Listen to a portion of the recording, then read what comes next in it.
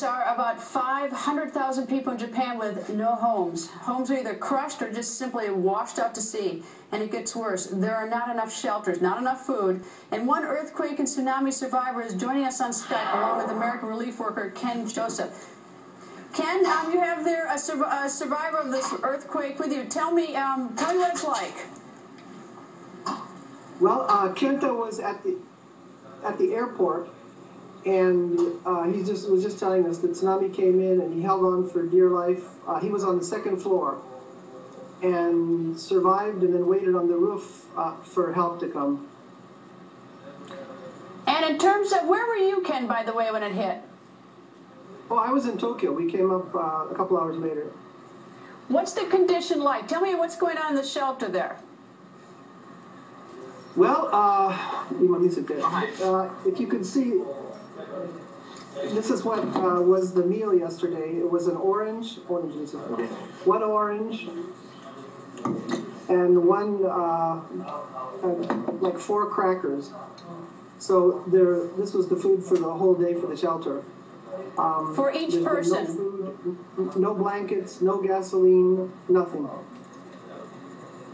Is anyone contacting you, any relief organization, the Japanese government doing anything for the shelter? Well, it's the story at all the shelters. I mean, they're doing their best, but nothing is coming in.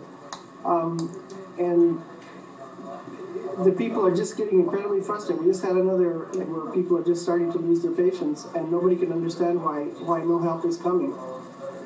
Now, we're calling it a shelter, but what is it typically when it's not being used as a shelter?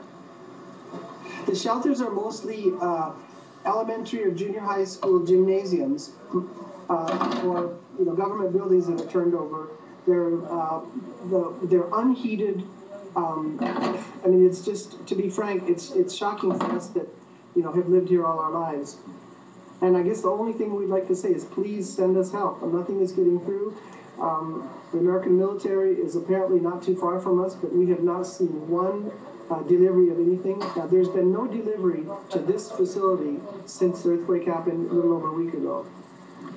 Are people in this shelter missing relatives? I mean, do you have that situation on top of the hardship in terms of very little food and no bedding and things? But are people also looking for loved ones? Absolutely. So, for example, right next to me, we have one computer that we have a list of all the shelters, and we're trying to find out who's in which one. But I'll give you a very typical example. We have a church that we just went to day before yesterday. The church had 35 members. They could only find 5. That's kind of the consistent pattern here. Is it likely they're just in other shelters, or is this an area that was hit by the earthquake and it's the worst happened, that these people have been buried alive? No, these shelters here are in the best area. We were just at a couple other shelters right nearby here, and it was shocking. There was no heat. It was just freezing cold. People were huddled up in blankets. I guess the biggest question people have is, why is nobody coming to help? And second, this big fear that because of the nuclear situation, the little help we have is not going to come anymore. Ken, thank you very much, and also thank the person with you. Appreciate it. Here's the team behind here. And I see it, and we'll try to get the word out, Ken, so someone gets there to you, to all of you. You obviously need lots of help. We'll do our best. God bless you. Please don't forget us. I won't. Thank you, Ken.